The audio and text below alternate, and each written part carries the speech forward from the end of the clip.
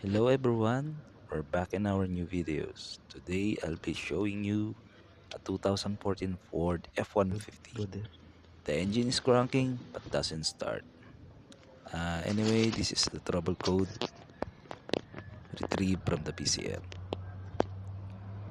And after this, we have to check some of the ignition coils for their output, and also check the injectors to ensure that they are working well.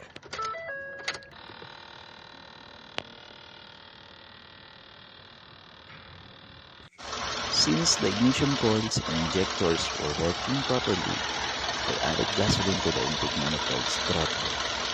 While starting, I fully depressed the accelerator pedal to ensure the engine had enough gasoline.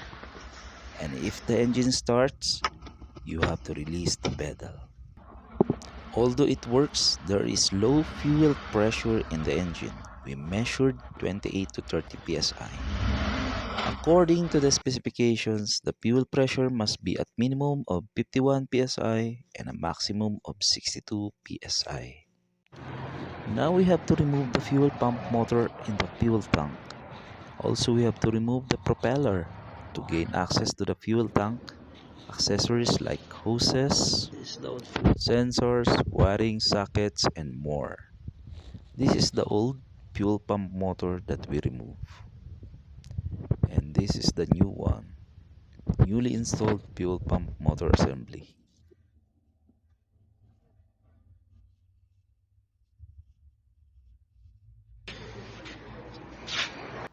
And of course, after installing the new fuel pump motor assembly, we need to check if the vehicle starts up properly. Well, as you can see, it's working now, normally.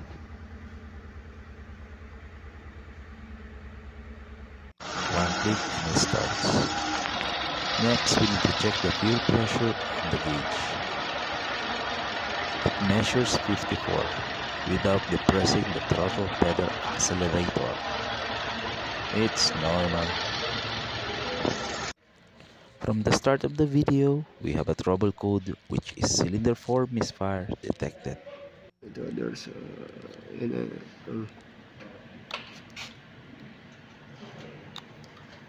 tapos ito, yun. The problem is that the ignition coil has a damage, causing a leak and misfiring. Sige. Ayun.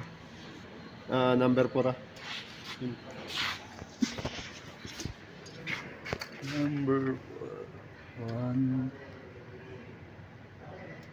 This one.